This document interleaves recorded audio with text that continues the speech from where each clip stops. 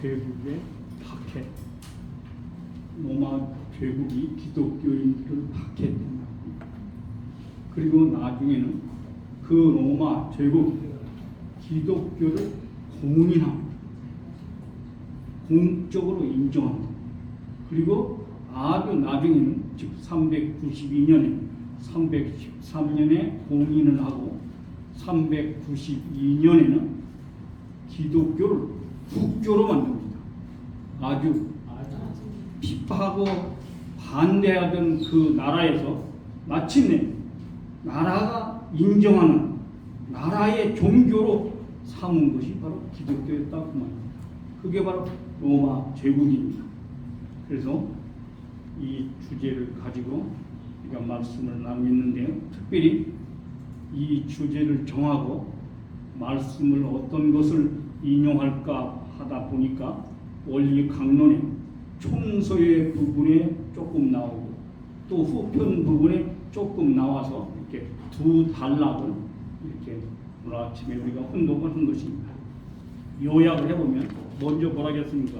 우리가 2000년 기독교의 역사를 한번 들춰보자, 그렇게 이제 정의를 하죠. 그리고 그렇게 박해를 받았던 로마에서 마침내 그들을 굴복시킬 수 있는 자리까지 갔던 기독교의 그 정신, 예수님의 그 정신이 지금 어떤 상태에 있느냐 하는 것을 총서에서는 쭉 펼치시면서 말씀을 하시거든요.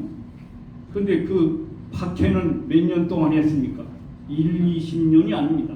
거의 4세기, 400년 기간 동안, 엄격히 말하면 한 313년 그 이상 되죠. 그러니까 약 400년 기간 동안 기독교가 로마에서 박해를 당하게 됐습니다. 그리고 그런 박해를 무릅쓰고 순교를 하면서 열심히 신앙을 키워왔기 때문에 마침내는 핍박하는, 박해하는 로마를 기독교를 정식으로 공인하는, 인정하는 그런 자리까지 313년에 콘스탄티누스 대제, 원래 이름은 콘스탄티누스입니다. 근데 우리 같이 붙여서 콘스탄티누스 대제라고 이렇게 이름이 그런 줄 아는데, 원래 대제는 큰 왕이다, 황제다, 대제.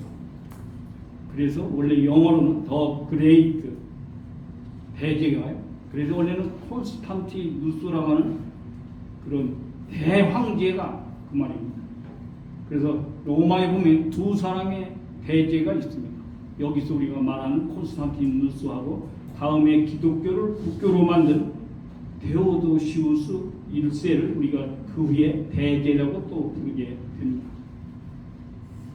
그러면 콘스탄티누스라고 하는 인물이 도대체 어떤 인물이기 때문에, 또 어떻게 해서 그동안 로마의 모든 황제들이 계속 박해를 했는데 이분은 기독교를 공인하는 자리에 들어갔던가 하는 것을 한번 쭉 살펴봄으로써 여러 가지 거기에 깊은 내용이, 하늘의 역사가 있는 것을 알게 되고 또 하늘의 기적이 있었습니다. 그래서 그런 내용들을 한번 살펴봄으로써 어떻게 앞으로 우리 교회가 지금은 전 세계적으로 활발하게 말씀이 성취되고 있지 못하지만 우리들이 추구하는 것이 무엇입니까? 전 세계에서 우리 교회가 공적으로 인정을 받고 나아가서는 각 나라마다에서 그 나라 종교가 됐으면 좋지 않겠습니까? 원래는 참 부모님께서는 그런 말씀을 늘 하셨습니다. 저도 지금 그렇게 꿈을 꾸고 있습니다. 여러분 그렇게 꿈꾸고 있습니까? 앞으로 우리 대한민국에서 우리 교회가 국교가 되어서 앞으로 공무원이 되려면 원리를 알지 못하면 공무원이 될 수 없습니다. 공무원이 공적인 심부름꾼이니까 원리를 알아야 된단 말이에요. 그래서 앞으로 공무원 시험에도 원리 시험을 보는 거예요. 예를 들면 교회 시험에 패스한 사람은 5급 공무원이 될 수 있다든가 뭐 7급 공무원이 될 수 있다든가 앞으로 그런 시대가 온다. 참부모님이 늘 그렇게 말씀하셨습니다. 그렇게 우리들이 실현시켜야 되지 않겠는가 하는 것을 오늘 이제 기독교에서 있었던 그런 내용, 로마에서 있었던 그런 내용을 중심하고 한번 살펴보려고 합니다. 그래서 392년에 테오도시우스 1세라는 분이 로마에서 기독교를 국교로 인정하게 됩니다. 그래서 로마는 태양신도 섬기고 무슨 황제를 또 신으로 섬기도록 계속 강요했습니다. 그런데 392년 기독교를 국교로 만들고 난 이후부터는 일반 다른 신을 섬기는 사람을 오히려 사형시키고 처형시키고 법에 저촉되는 불법을 행한 사람이니까 다른 종교를 믿는 사람이 오히려 감옥에 갇히는 신세가 되는 것을 알 수 있습니다. 그래서 오늘 말씀은 제가 제목을 로마 제국에서의 그 박해와 그런 가운데서 어떻게 기독교가 공인이 됐고 국교가 됐는지 하는 문제를 살펴보려고 합니다. 자, 그러면 말씀드렸듯이 우리 교회가 각 나라마다에서 어떻게 공적으로 인정을 받고 공공연하게 인정을 받고 나아가 그 나라의 중심 종교 국교가 될 수 있을 것인가? 실제로 우리나라에서 국교가 된다면 어떻게 되겠습니까? 그냥 우리들이 국교를 만들자 그렇게 해서 국교가 되겠습니까? 그만한 국민의 지지를 받아야 되는 것입니다. 이때 차후에 말씀을 드리겠지만 기독교가 국교가 될 때 그 당시 로마의 인구가 6천만 명이었다고 합니다. 그런데 그 가운데서 10% 600만 명이 기독교를 믿었기 때문에 드디어 그 시절에 바로 313년에 기독교를 공인할 수 있게 되었답니다. 그리고 계속적으로 전도를 해서 50%까지 그리고 나중에 392년에는 80%에 이르게 됐기 때문에 국교로 정할 수밖에 없게 됐다는 것입니다. 아주 그렇다면 오늘 우리 한국에서 적어도 우리 남북한 한 6천만 명이라고 하는데 여기에서 10%만 우리 교회를 믿으면 공적으로 인정되지 않겠는가 추후로 생각할 수 있고 나아가 80%만 전도하면 그렇게 하지 말라고 해도 기독교가 아무리 무슨 반대하더라도 일반 모든 다른 종교가 뭐라 하더라도 우리의 숫자가 그렇게 많으니까 자동적으로 우리 교회가 국교가 될 줄로 믿습니다. 아주 그러는 소망을 갖고 우리가 이 말씀을 함께 나누겠습니다. 그래서 우리가 기독교에 대한 문제를 알려면 예수님에 대한 문제를 알아야 되겠죠.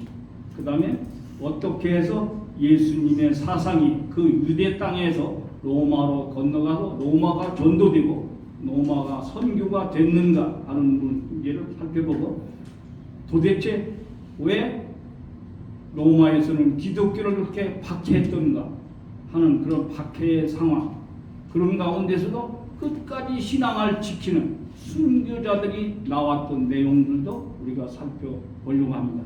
그건 너무 내용이 많아서 몇 가지만 설명을 하고 자세한 건 나중에 또 별도로 그 문제를 다루고 싶습니다. 그리고 콘스탄티누스 대제가 도대체 어떻게 해서 기독교를 공인하는 자리에 들어갔던가 여기는 특별히 자기 어머니의 역할이 컸습니다. 어머니가 기독교인이 됐습니다. 그래서 그 어머니가 드디어 그 아들이 따르게 되고 또 아들이 전쟁터에 나가기 전에 하대 놀라운 기적을 보고 그 문양을 만들고 싸움터에 나가서 싸워가지고 마침내 군사를 전멸시켜버리고 승리했기 때문에 야 하늘에 분명 역사가 있구나 하는 것을 콘스탄티누스 대제가 깨달아서 기독교를 공인하는 자리에 들어가게 됐다는 것을 알 수 있습니다. 그리고 아까 말씀을 드렸듯이 테오도시우스 1세는 그 당시에 기독교인이 80%가 돼서 누구나 기독교를 믿지 않으면 안 되는 상황까지 이르렀으니까 자기가 자동적으로 국교로 정하게 되고 선포하게 되는 것을 알 수 있습니다. 마지막으로 결론 말씀을 드려보겠습니다. 먼저 아르메니아 북부 지방 세바스테라고 하는 지방에 로마의 12군단이면 강한 군단이랍니다. 원래 로마 군단 중에서 그들이 주둔을 하고 있었는데, 그러니까 서기 320년 됐을 때, 그때가 많이 핍박을 하는 때란 말이죠. 그래서 그 로마 군단 중에서, 병사들 중에서 크리스찬이 있으면 다 곤란해서 무참히 사형을 시키던 그 시절이랍니다. 그래서 한 차례 다 곤란했는데 아직도 남아있는 사람이 있다. 그래서 특별히 320년경에 그러면 그 군단에서 아직도 기독교를 믿고 있는 사람 한번 찾아봐라 해서 찾으니까 40명이 나오더랍니다. 그래서 이 40명을 그러면 아주 겨울철에 얼어서 죽게 만들자 그렇게 결정을 하고, 아주 추운 겨울날 호수가 깡깡 얼어붙었는데 그 40명을 옷을 다 벗기고 그 얼음판에 위해서 세워놓고 추워서 얼어 동사되어서 죽게 만드는 상황이 됐다는 것입니다. 그런데 그 옆에 만약 너희들이 예수님을 믿지 않겠다고 한다면 이 따뜻한 목욕탕에 들어가면 된다. 그래서 옆에다가는 바로 따뜻한 이 그림에 보는 대로 목욕탕이 있습니다.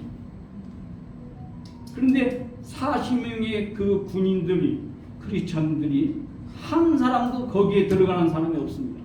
그냥 찬송을 부르면서 얼어 죽어가면서 계속 신앙을 불태우고 순교의 길을 기쁘게 가겠다고 간다 그 말이죠. 그런데 한 병사가 도무지 참지 못하고 나는 배교를 해야 되겠다고 생각을 하고 그냥 그 길로 그 목욕탕으로 들어갔습니다. 그런데 그걸 지키고 있던 병사가 너무 보니까 39명이 저렇게 죽어가면서까지도 신앙을 변치 않고 하는 것에 감동이 돼가지고 자기가 옷을 벗어 던지고 나도 크리스찬이다 라고 고백을 하면서 그 사람 대신 그 자리에 들어가서 마침내 40명이 꼭 다시 그대로 봉사하게 되는 자리에 들어갔다라고 하는 유명한 내용이 있어서 이 내용을 먼저 우리가 전개하면서 말씀을 드리는 것입니다. 생각해 보세요. 얼마나 감동이 됐으면 그 지키는 병사가 그렇게 할 필요 없지만 그렇게 대신해서 자기가 주어지는 자리까지 들어가나. 오늘 우리들의 신앙이 정말 그렇게 감동을 주는 신앙일 때 그게 바로 전도요. 그것이 바로 우리 신앙자의 기본적인 삶이다 라고 하는 것을 알 수 있습니다. 제가 그래서 오늘 이것을 우리 송인 메시지 맨 앞에 이제 쓰고 또 그 뒤에다 그림까지 붙여가지고 보냈더니 일본 선교사 한 분이 이것을 읽고 자기가 읽어보니 어쩌면 지금 우리 일본 땅에서 정부로부터 이렇게 핍박, 박해를 당하는데 우리가 이러한 정신으로 순교의 정신으로 나가야 되지 않겠는가 하는 것을 자기가 느끼고 너무너무 감사하다고 맨 마지막에 감사합니다라고 이렇게 써가지고 보내줘서 제가 우리 단체 카톡방에 올려드렸습니다.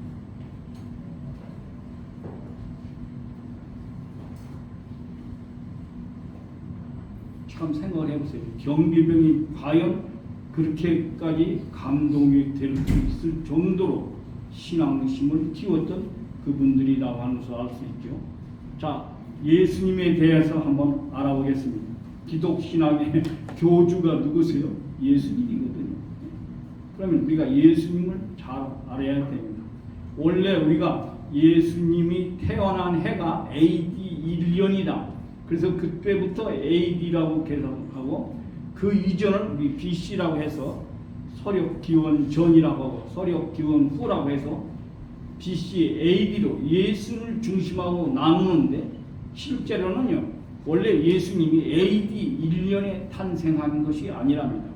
역사적으로 보게 되면 헤롯 대왕이 그 당시 로마의 총독으로서 유대 땅을 대신 집권하는 입장에 있었습니다. 그런데 그 헤롯 대왕이 BC 4세기가 되었을 때 죽게 사망했다는 기록이 남아 있습니다. 그러면 예수님은 우리가 성경을 보게 되면 헤롯이 살아 있을 때 이제 모든 사람들이 자기 고향에 가서 호적을 하라고 했을 때 예수님이 그때 난 지 아들로서 2살이었단 말이죠. 그렇게 계산하면 대략 BC 5세기 내지 5년 내지 6년쯤에 예수님은 실제로 태어난 분이시다 하는 것을 알 수 있다는 거죠. 그래서 이것이 실제는 고쳐야 되는데 그 당시 기원 6세기의 신학자 옆에 있는 그분이 그렇게 AD 1년이라고 잘못 오류를 발생하게 해서 지금까지 수정하지 않고 그렇게 다 알고 있는데 엄격히 말하면 BC 6년에서 5년 정도에 예수님은 탄생하셨다. 그렇게 보는 것이 맞다고 보는 것입니다. 그렇기 때문에 실제는 지금 우리가 AD 2023년이니까 6년을 빼야 실제로는 맞는 것이 되는 겁니다. 예수님이 탄생한 기점을 1년으로 계산, AD 1년으로 계산한다면요. 그러면 그 기독 사상, 예수님의 사상이 어떻게 로마로 건너가게 됐느냐? 뭐 자세한 것은 우리가 로마의 탄생부터 쭉 말씀을 드려야 되는데 그럴 시간이 없으니까 나중에 그것을 우리가 공부하기로 하고요. 원래는 예수님께서 유대 땅에서 태어나셔서 30년 동안 개인의 삶을 사셨습니다. 그걸 우리가 사생애, 개인적인 생을 사셨습니다. 목수, 조수, 노릇을 했단 말이죠. 왜? 아버지 요셉이 목수를 하시는 분이니까 그분을 도와주는 총각으로서 30년 동안 준비하고 있었단 말이죠. 그리고서 3년 동안 하늘의 말씀을 전파하시게 되죠. 그래서 그걸 3년을 우리가 공생의 노정이라고 합니다. 그래서 33세를 사시다가 예수님께서는 십자가를 지고 돌아가셨습니다. 원래는 십자가를 지고 돌아가셔서는 안 되죠. 살아서 가정을 이루고 아들, 딸을 낳고 나아가서 유대 땅을 완전히 예수님의 사상으로 화해해야 됩니다. 그리고 난 연후에 또 그 당시 준비되어 있던 유대교가 하나가 또 돼야 됩니다. 그리고 유대 민족을 전도해서 유대 민족을 완전히 예수님 사상으로 만든 다음에 어디로 건너가야 되느냐? 바로 로마로 건너가야 되는 것입니다. 그런데 실제로 그것을 살아서 이루시지 못하셨기 때문에 영적으로만 예수님께서는 유대 민족을 그리고 유대 민족을 하나로 만들었다고 하는 조건을 세우고 부활하신 예수님의 사상을 가지고 제자들이 바로 로마를 선교하고 로마를 전도했던 것입니다. 여기 보시면 밑에 그림은 바로 베드로가 로마에 가서 전도하다가 마침내 십자가 처형을 받게 됩니다. 즉 순교를 합니다. 그런데 베드로는 그렇게 주문합니다. 우리 선생님 메시아 예수님은 십자가에 달려 돌아가셨지만 나는 그만한 존재가 아니니까 나를 거꾸로 매달려 죽게 해다오. 그렇게 해서 이렇게 십자가에 거꾸로 매달려서 참수형을 당하는 것을 알 수 있습니다.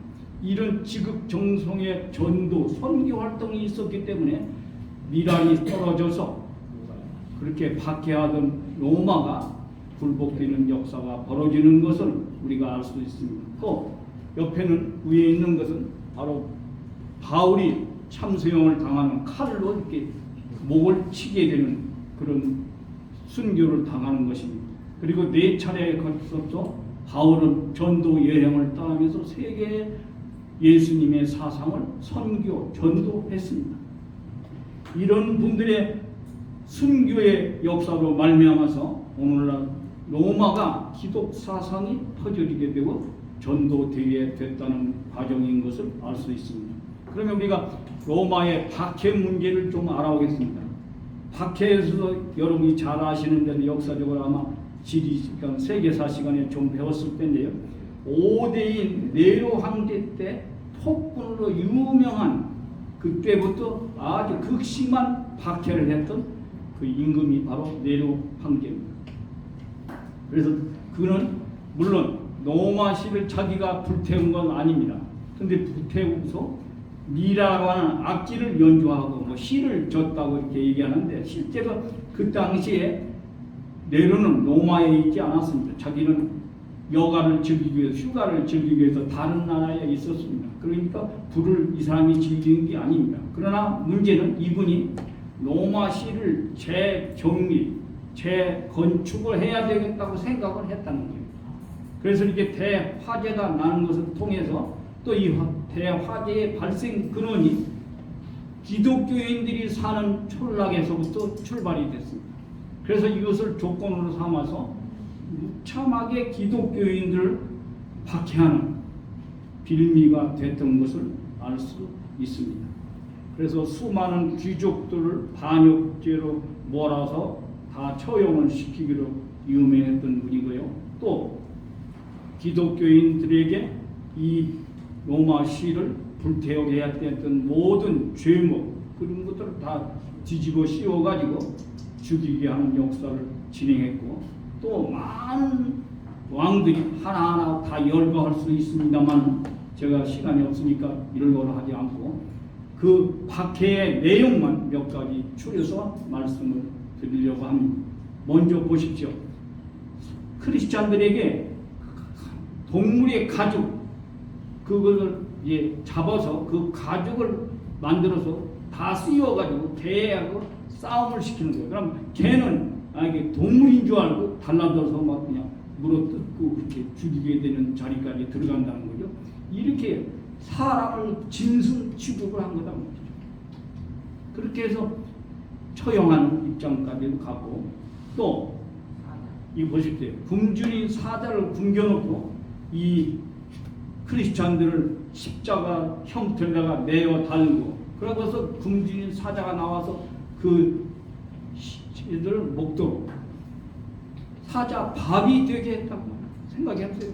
살아있는 사람 다만 기독교를 믿는다는 이름 때문에 사자 밥이 되었는데도 그들은 기쁘게 찬송하면서 내가 바로 죽는 것은 죽는 게 아니라 제2의 탄생이요 전하라 순교의 길을 가면 하늘나라 천국 가는 것이라고 찬송을 부르면서 기쁘게 그 죽음을 맞이했던 기독교인들의 역사를 우리는 알 수 있습니다.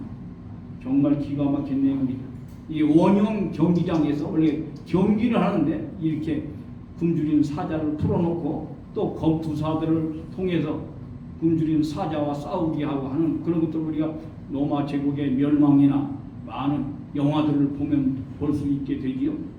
그러니까 말이 그렇지 내가 그 현장에 있다고 생각을 해보세요. 얼마나 심각하고 얼마나 엄청난 일입니까? 그런데 이것을 공공연하게 저들은 자행을 했다고 말입니다. 또 보세요. 십자가에다가요.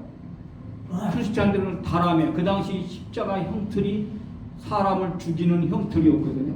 크리스찬들은 한 사람 한 사람 매달고 그리고 옷에다가 기름을 칠하고 그리고서 거기다 불을 붙여가지고 사람을 횃불로 사용했다는 거예요. 불을 펼쳤게 했다는 거예요. 크리스찬들을 횃불로 태워 죽이게 했다는 거예요. 정말로 끔찍한 박해입니다. 그래서 그런 장면을 지금 보여주고 있는 것입니다. 여기서 보세요. 이게 바로 위에 있는 것이 카다콤, 지하 무덤입니다. 로마 그 당시. 그리고 밑에 있는 것도 그걸 하나의 굴로 세부적으로 본 것입니다. 지하에 10m 내지 15m 깊이로 혹은 1m 미만으로 높이는 2m로 총 거리가 872km나 된답니다. 그러니까 죽은 시신을 갖다 묻는 무덤이에요. 그런데 크리스찬들이 박해를 받으니까 어디 가서 예배를 드릴 곳이 없으니까 또 잡히면 처형을 당하니까 모두가 지하 동굴로 들어가서 카타콤에 들어가서 그 미루에 들어가서 예배를 보다가 나올 길을 찾지 못해서 죽은 사람도 많다는 겁니다. 아니면 거기에 막 시신이 썩는 냄새고 그것이 있는 그 속에서 그 모든 것을 참으면서 예배를 드리고 신앙을 지켜 왔던 것이 바로 그들의 신앙 생활이었다는 것입니다. 생각해 보십시오.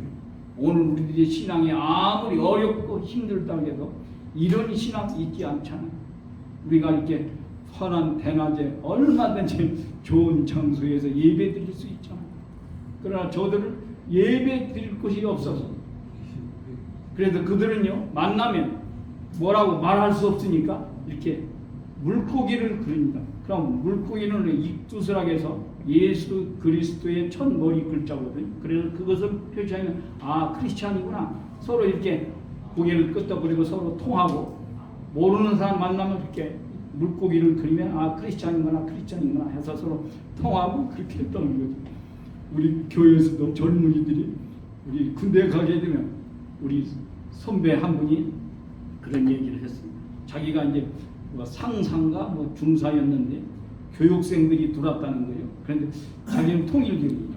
그래서 교육생 중에서 통일교육을 찾고 싶은데 그렇다고 해도 통일교육 찾으면 뭐 자기도 이단시 많은 사람들한테 그렇게 받으니까 발표를 못하고 지금 있으니까 교육생들한테 그렇게 말한답니다. 야 너희들 중에 수수작용을 아는 사람은 있다가 이 훈련이 끝나면 저기 화장실 어디로 모여 사이비들 아는 사람은 그리 모여 그렇게 하면 식구들 온다는 그래서 그 사람들 좀 자기가 잘 대우해주고 그랬다는 식으로 그들을 만나면 물고기를 그려서 서로 크리스찬인 것을 암호로 활용하고 했다는 것입니다. 그런 것을 극복해 나가는 얼마나 처절한 박해인가 하는 것을 알 수 있죠. 이 보세요. 굶주린 동물의 밥이 되는 입장이 되잖아요. 콜로세움이 경기장이란 말이에요. 경기장에서 이렇게 무참하게 사람을 처형시키는 무대로 만들고 그랬단 말이죠. 여기도 마찬가지로 이렇게 수많은 사람들을 십자가로 아니면 또 어떻게 해서라도 죄명을 붙여서 박해해서 처형시키려고 했던 것이 그 당시 로마의 박해입니다. 그런 게 잔악무도한 박해라는 말씀이 그냥 하신 말씀이 아닙니다. 우리 지금으로서는 상상할 수 없는 그런 박해였다 그 말입니다.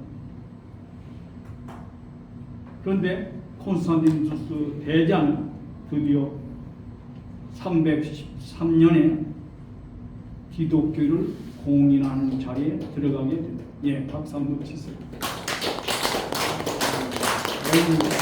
풍상이 이렇게 생깁니다. 그럼 우리가 이분에 대해서 좀 한번 공부를 해보겠습니다. 이분의 아버지가요 콘스탄티우스입니다. 그런데 이제 콘스탄티우스 그 당시는 전부 다 로마는 군인들이니까요, 장군들이니까요. 싸움으로서 모든 무력적인 싸움으로 뭐 권위를 차지하고 권좌를 차지하고 그렇게 하는 거니까요. 그래서 이분이 아주 장수로서 아주 유명한 분이었는데 자기가 이게 한 지역에 책임자가 돼서 내려가게 됐다는 것입니다. 내려가서 하룻밤 여관에 머물게 됐는데 그 여관의 주인이 보니까 23살 먹은 콘스탄티우스 이분이 대단히 잘생기고 또 얼굴은 창백했다고 그래요. 얼굴은 하얗대요. 그런데 미남이었단 말이죠. 그러니까 마음에 들어서 여관 주인이 자기 딸 16살 먹은 딸을 이분하고 하룻밤을 지내게 했다는 거예요. 그 딸 이름이 뭐냐면 헬렌입니다. 거기서 하룻밤 묵고 그 다음날 헤어졌는데 그리고 이제 장군은 가버렸단 말이에요. 그런데 아기가 생긴 거예요. 그 아기가 바로 누구냐면 콘스탄티누스입니다. 그래서 아버지 이름을 따서 누스라고 콘스탄티누스라고 이렇게 엄마가 이름을 붙였다는 겁니다. 그래서 10년 동안 이제 지금 콘스탄티누스도 자기가 그때 아기가 생겼는지 자기 아들이 있는지 그것도 모르고 헤어진 상태에 자기는 활동을 하고 또 엄마나 엄마들 거기서 이렇게 혼자 아들을 키우고 아들이 10살쯤 됐을 때랍니다. 근데 그 마을에 역시 콘스탄티우스 그 장군의 부하가 그 마을에 와서 어쩌다가 그 여관에 머물게 됐답니다. 그 머물게 됐는데 거기에 10살짜리 꼬마애가 자기 말을 막 이렇게 만지니까 그 당시 되게 말 도둑이 많이 있었답니다. 그러니까 이놈이 말 도둑이구나. 그래서 그 장군이 부하가 나와가지고 야, 너 손을 자르겠다 그러니까 헬렌의 엄마가 막 소리를 지르면서 그 애는 말 도둑이 아니다. 그리고 얘가 누군지 아느냐? 이 애가 아버지가 바로 콘스탄티누스다. 그렇게 알려준 거예요. 그러니까 아니 그 우리 장군님인데 우리 장군님의 아들이란 말이야. 그래서 그 길로 막 뛰어가가지고 장군에게 얘기했습니다. 뭐라고 말했느냐 보세요. 그 소녀는 카카를 꼭 쏙 빼닮았습니다. 당신 얼굴하고 똑같이 생겼다. 그러니까 그러냐? 그럼 데려와라. 그래서 그때부터 잠시 동안 서로 가족이 만나서 살게 됐습니다. 그러나 그 당시에 정략적인 결혼을 해야 되기 때문에 그들 부부가 정상적인 부부로 생활할 수 없고 또 콘스탄티누스 그 분은 이제 다른 어떤 정황제의 그 딸들하고 또 며느리들하고 이런 결혼을 해야 되기 때문에 할 수 없이 그렇게 결혼해서 사는 기간이 돼서 또 잠깐 살다가 헤어져서 10년 후가 됐을 때입니다. 그 후에 이제 아버지는 얼마 있다가 돌아가시게 됩니다. 그리고서 이제 그 아들이 장성해서 아버지의 그런 능력같이 싸우는 그런 능력이 많고 그래서 마침내 이제 장군에서 해가지고 마침내 이제 한 지역을 맡는 자리까지도 가게 됩니다. 그래서 마침내 서노마의 황제가 됩니다. 그때 이제 막센티우스라고 하는 장군하고 콘스탄티우스죠. 이게 장군 둘이 서로 싸우는 상태가 됐다는 것이에요. 근데 막센티우스 반대편에 보병이 17만 명이고 기병, 그러니까 말을 타고 싸우는 장군들이죠. 병사들이죠. 18,000명인데 그리고 막센티우스는 꽤 엄청난 그런 세력을 갖고 있죠. 그런데 콘스탄티누스는 보병이 9만 명밖에 안 되고 기병이 10,000명밖에 안 됩니다. 그런데 여기서 두 부대가 싸워서 결정을 하는 상태가 됐다는 겁니다. 자, 그런데 보세요. 어디서 싸우냐면요. 312년 10월 로마 북쪽에 있는 밀비우스라고 하는 강의 다리입니다. 그걸 우리가 밀비안 전투 또는 밀비우스 강의 전투 그렇게 말합니다.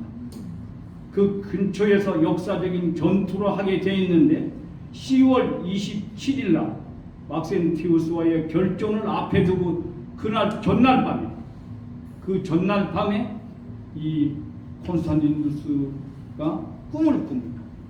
근데 꿈을 꾸는데 무슨 꿈을 꾸냐면 이렇게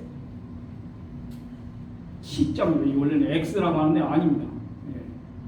로마 히랍 말씀으로 C자입니다. 즉 히브리어로는 헬라어로는 키입니다. 키. X가 아니고 키. 그리고 이건 P자가 아니고 이게 로입니다. 로. 제가 쓰겠는데 이렇게 X 아니고 키고 로입니다. 그런 문양을 각종 깃발에다가 다 만들어서 내가 나가서 싸우면 내가 마침내 이기게 될 거다. 이렇게 하늘의 계시를 받은 거예요. 전전날 밤에. 그래서 그날 그 계시 받은 대로 방패며 모든 것이 이렇게 이런 깃발입니다. 어떤 사람은 십자가라고 하는데 십자가는 그때 없을 때입니다. 400년 이후에나 십자가가 있었거든요. 그래서 키로라고 하는 그 문양의 깃발 또 모든 방패 모든 데다가 다 만들어서 붙이고 그걸 가지고 나가서 싸우면 이기게 된다는 계시를 주셨기 때문에 그대로 하게 됩니다. 그래서 원래 X는요 영어로 얘기하면 CH입니다. 그 크리스트라고 할 때 그리고 로는 키 하는 X는 T는 CH고 P라고 되어 있는 게 아니고 로는 바로 R입니다. 그래서 크리스트의 앞에 짭니다 원래는. 그래서 키로라고는 두 문양 P, X처럼 됐는데 실제로는 X하고 좀 T하고 로란 말이에요. 그렇게 크리스트를 앞문자를 써서 표시한 것이라 그 말이에요. 이 피시로 승리하리라 그런 계시를 받은 거예요. 그래서 또 어머니가 또 자기가 혼자 아들을 키우며 사니까 고통스럽잖아요. 그렇기 때문에 일찍이 기독교에 입문하게 됩니다. 헬레네가. 그래서 그 어머니의 신앙을 자동스럽게 이 콘스탄티누스 아들이 받아들이게 돼서 더군다나 이런 꿈을 꿨기 때문에 그걸 그대로 받아들이게 됐다는 것입니다. 그래서 방패, 무기, 갑옷 어디든지 다 새겼다는 것이죠. 빗대에도 다 그렇게 만들고요. 그래서 그리스도 신이 아닌 그 당시 전부 다 일반 태양신 아니면 황제신을 모시는데 그게 아닌 하늘을 모시는 예수 그리스도를 모시는 그러한 장군으로서 나타나게 됐다는 거죠. 그래서 10월 28일 날 드디어 역사의 방향을 전하는 대전이 벌어졌다는 거죠.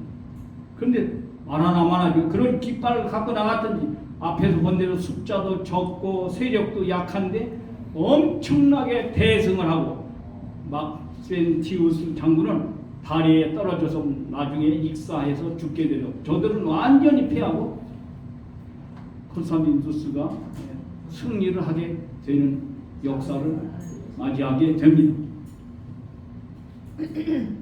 자, 그래서 이때부터 콘스탄티누스의 모든 생각은 하나님이 살아계시구나. 예수 그리스도로 모든 것이 가능하구나. 즉 자기 어머니의 신앙 기독교에서 얘기하는 말씀이 맞구나라는 것을 자기가 확신하게 되고 그래서 마침내 기독교를 공인하는 자리에 들어가게 됐다고 하는 것을 알 수 있습니다. 아주. 그래서 결국 313년 2월달에 밀라노 칙령이라고 하는 것을 선포해서 기독교가 로마 제국의 그런 박해로부터 벗어나고 공인되는 자리에 들어가게 되고 마침내 기독 왕국으로 나중에 변하는 그런 입장까지도 간다고 하는 것을 알 수 있습니다. 여기에 출발점이 되는 것을 알 수 있습니다. 그래서 실제로 밀라노 칙령에서 발표한 내용을 오늘날 기독교에서는 그대로 다 받아들이고 있거든요. 여기서부터 출발된 내용이 있다는 것을 알 수 있습니다.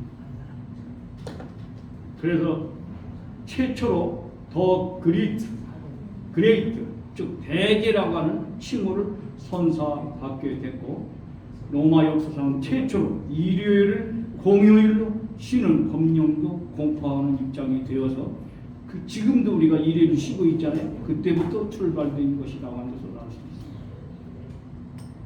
이렇게 문양을 새겨서 나가라. 그러면 싸우게 된다는 승리한다 라고 하는 것이 바로 이런 의미다. 예수 그리스도를 의미하는 거라는 거죠.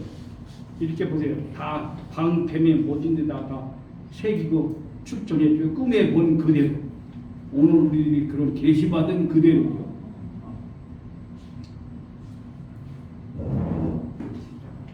전투에 모두가 나가기 전에 그렇게 해서 나가서 승리하겠다는 거죠. 그 전투의 결과는 말하나 마나죠. 그래서 이게 개선문도 맞는 것입니다. 우리 천승대에 가면 개선문이 있잖아요. 네. 실제로 보세요. 이렇게 우리가 다 개선문이 그렇게 승리했기 때문에 이런 개선문을 세우게 되고 하는 것을 알 수 있습니다. 내가 승리한 것은 하나님이 나를 도왔기 때문이다. 내가 한 게 아니라. 그래서 기독교에 대한 확신을 갖게 되고 마침내 공인하는 자리에 들어가게 됐구나 하는 것을 알 수 있습니다. 아주 우연이 아니고 이런 기가 막힌 하늘의 역사와 그런 또 신앙심 강한 어머니의 정성 모든 것이 함축되어 있구나 하는 것을 로마 제국의 역사를 통해서도 발견하게 됩니다. 예, 박수를 쳐보세요. 생각해보면 지금 제가 이제 쉽지 그렇게 박해를 당하는 것을 동의한다? 더군다나 황제가 어려운 일이죠. 그러나 이런 확신이 있었기 때문에 자신 있게 공인하는 자리에 들어갈 수 있게 된다는 거죠. 여기 출생 신분이야 여러 가지 어려운 입장이었지만 또 그렇게 어려웠기 때문에 어머니는 기독 신앙을 일찍 받아들이게 됐다. 그래서 헬레네가 나중에는요 그 이스라엘 유대 땅에까지 가서 예수님의 그런 여러 가지 그런 유물 이런 것들을 발견하고 거기다 불쌍한 사람을 도와주고 하는 일에 정말 기독 정신 그대로 살려고 노력하고 자기는 황제의 엄마니까 많은 돈이 있잖아요. 그것을 다 그런 데 쓰고 그렇게 했답니다. 하고 재미있는 얘기는 예수님하고 오른편 강도 왼편 강도가 함께 어디에서 십자가에 달렸습니까? 갈보리 산상 겟세마네 동산에서 그랬죠. 그랬을 때 아니 겟세마네 동산이 아니죠. 그래서 이제 그래서 그 나중에 그 십자가 셋을 찾았대. 찾았는데 어느 것이 예수님께서 지고 가신 십자가인지 그걸 어떻게 구별하겠어? 그래서 이 헬레네가 환자 세 사람을 데려다가 한 사람에게는 이 십자가를 지고 가봐라. 또 다른 사람에게 이 십자가를 지고 가라. 한 사람에게는 이 십자가를 지고 가라. 세 사람 환자들에게 십자가를 지고 가라 했더니 한 십자가를 지고 간 사람이 병이 다 낫게 됐다. 아, 이것이 바로 예수님이 지으신 십자가구나. 그렇게 찾아서 세워놓고 뭐 그렇게 했다는 이야기도 전해보고 있습니다. 아주 다음은 이제 국교화를 시킨 테오도시우스의 문제에 대해서 간단하게 알아보겠습니다. 동서로 나뉘어져 있었거든요. 로마가 그것을 처음으로 테오도시우스가 또 통합을 했습니다. 그런데 그는 통합하고 난 다음 380년경에 세례를 받고 정통파 기독신앙자가 됐다는 것입니다. 그리고서 원래는 역사상으로는 391년 2월달 우리 원리에서는 392년에 기독교를 국교로 선포하는 것을 알 수 있죠. 그리고 그는 48세가 됐을 때 요절했습니다. 죽게 됐습니다. 그래서 아까 말씀을 드렸듯이 기독교를 국교로 선포할 수 있었던 것은 그 당시 아까 313년에 10%였던 것이 50%로 증가하고 마침내 이때는 80%까지 이르게 됐다는 것입니다. 그래서 국교로 자연스럽게 선포하게 됐다라고 하는 것을 알 수 있고 심지어 그 모든 것을 거기에 우상을 섬겼는데 거기다가 우리 크리스찬들의 집을 짓고 교회당을 짓게 만들고 또 이교를 섬기던 사제들을 다 개종시키고 왜? 개종하지 않으면 안 됩니다. 불법이 됩니다. 기독교 아니면 불법 종교를 믿는 것이 됩니다. 또 사람을 막 공양했거든요. 그때는 사람을 잡아서 제단에 올려놓고 바쳤단 말이에요. 근데 그것을 절대 못하게 하고 그런 사람을 오히려 사형시키겠다. 그런 사형 제도도 만들고 그렇게 해서 기독교가 국교로 로마 제국에서 인정되는 그런 상태까지 이르게 된다는 것을 알 수 있습니다. 참으로 보십시오. 그냥 우연히 때가 됐으니까 그렇지 않습니다. 그 많은 기반과 모든 것을 만들고 우리 인간이 책임 분담을 해서 그렇게 이루어지는 것임을 알 수 있습니다. 적어도 우리 한국에서 우리 교회가 공인이 되려면 정말 10%를 우리가 전도해야 돼요. 어떻게 하면 우리가 10% 전도할 거냐? 이것이 우리 포커스입니다. 또 우리가 또 국교를 만들게 되고 국가 복귀가 뭡니까? 국가 복귀라냐? 우리가 말로 지금 얘기하고 있지. 엄청 말하면 그런 자리까지 가도록 우리들이 영향력을 발휘하려면 식구를 전도하지 않은 즉 80%가 돼야 적어도 이 나라의 국교가 될 수 있구나 하는 것을 알 수 있습니다. 정말 심각합니다. 우리들이 책임이 얼마나 크고 우리들이 어떻게 해야 될 것인가 하는 것을 이 말씀을 통해서 생각하게 됩니다. 박해하면 할수록 신앙은 더 강해져. 보세요. 그렇게 얼어 죽게 만들었지만 한 사람만 변했잖아요. 오히려 그것도 병사가 채우는 입장이 되잖아요. 신앙은 정말 무서운 것입니다. 죽음을 뛰어넘는 것이 신앙입니다. 우리의 순교의 정신을 가지고 오늘 우리의 삶의 현장에서 우리가 신앙 생활을 해 간다면 못 이룰 것이 없지 않겠는가 하는 것을 생각하게 됩니다. 그래서 이제부터 정말 참 어머니께서 말씀하셨잖아요. 첫째도 전도다, 둘째도 전도다, 셋째도 전도다. 바로 이런 내용 때문에 그런 것입니다. 로마 제국에서 10%를 얼마나 박해하는데 전도하기가 쉽지 않았겠어요. 그렇지만 그들은 끊임없이 자기 생명을 담보해서 전도해서 마침내 공인하는 자리까지 들어가고 국교로 만드는 자리까지 들어가지 않았습니다. 그렇기 때문에 오늘날 우리들이 이루어야 될 기적, 우리들은 지금 참어머니를 모시고 보고 있습니다. 우리들이 매일매일 현실적으로 내가 살아 숨쉬는 것 자체도 기적이지 않습니까? 기적입니다. 그렇기 때문에 이것을 정말 어떻게 전도와 연결시키고 하늘 부모님께서 원하시는 이 나라 국가 복귀의 자리까지도 세울 수 있을 것인지 우리들이 심각하게 앞선 로마 제국에서의 두 황제의 내용을 통해서 공인하고 국교를 만들었던 것을 교훈 삼아 이 시간 우리가 깊게 다짐했으면 좋겠습니다. 기도드리겠습니다.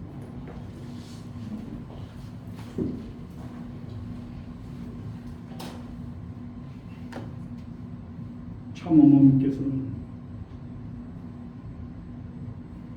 제수의 기간 동안 이 나라 이민족 제3 이스라엘 민족 참 부모님의 나라로 만드시고자 무진 애를 쓰고 계시고 철없는 저희들에게 나라 복귀 남북 통일을 이루는 귀한 모멘텀이 2025년까지 이루어야 된다고 말씀하시는 기점이 어떠한 연유에서인가 하는 것을 오늘 간접적으로나마 이 시간 저희들이 느껴보게 됩니다. 로마의 극심한 박해 속에서 하나같이 하늘 부모님과 예수 그리스도를 의지하면서 신앙을 지탱해 오고 죽음의 자리에서도 할렐루야를 찬송하면서 기쁘게 웃으면서 죽음길을 갔던 순교자들의 넋을 저희들이 위로하고 지금 이 시대에 살아서 순교의 길을 가는 저희들이 되기로 결심하고 결의하게 되옵니다.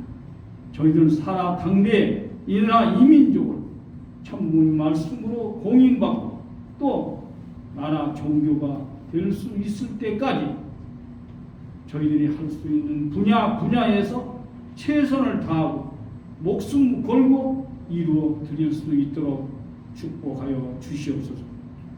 그러기 위해서 저희들 개인의 삶과 가정의 삶이 하늘을 중심하고 항상 기쁘고 즐겁고 참부모님을 기쁘게 모시는 삶을 이웃에 증거할 수 있는 저희가 되고 하늘의 여러 가지 모양의 기적을 자랑하면서 그들을 앞장세워 인도에 갈 수 있게 되기를 간곡히 비옵니다. 전심은 기도를 통해서 지금 불길 같은 기적의 역사가 나타나고 있습니다. 이 재단을 중심하고도 무한정으로 그러한 역사가 나타나고 있습니다. 저희들 모두가 기쁘고 감사하게 받아들이고 그 이상의 삶 자체를 늘 기적으로 느끼면서 참 부모님을 모시고 살아가는 순간순간을 자랑스럽게 살아가는 저희로 축복하여 주시옵소서. 그들이 갔던 주변 사람들의 삶을 통해서 증거받고 한 해 역사를 그들이 지켜왔던 것처럼 저희도 참 부모의 역사를 증거하고 그들에게 보여줄 수 있게 되기를 간곡히 바라오니 허락하여 주시옵소서.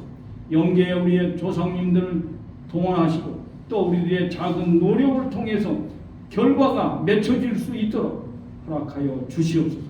삼대가를 만들지 않으면 안 됩니다.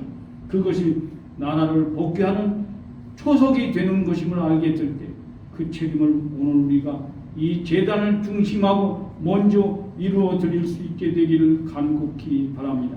육신적인 어려움이 있사옵니까? 그것으로부터 해방을 허락해 주시옵시고 깨끗함을 치유로서 역사하여 주시고 마음의 여러 가지 병이 들었습니까? 치유시켜 주실 줄 믿사옵니다. 영적으로 막힌 곳이 있사옵니까? 하늘이여 영들을 해원 성사해 주심으로 뚫을 수 있게 허락하여 주시옵소서. 신령과 진리 양면에 있어서 조금도 부족함이 없는 저희들이 되어서 절대적으로 하모니를 이루면서 바르게 성장 부흥 발전하는 이 재단이 되고 우리 축복 가정이 되고 천국 가정이 될 수 있도록 역사하여 주시옵소서. 간곡히 바라올 때 이 모든 말씀 축복 중심 가정 이창훈 김용희의 가정의 이름으로 간곡히 보고 드리고 아뢰었사옵나이다. 아주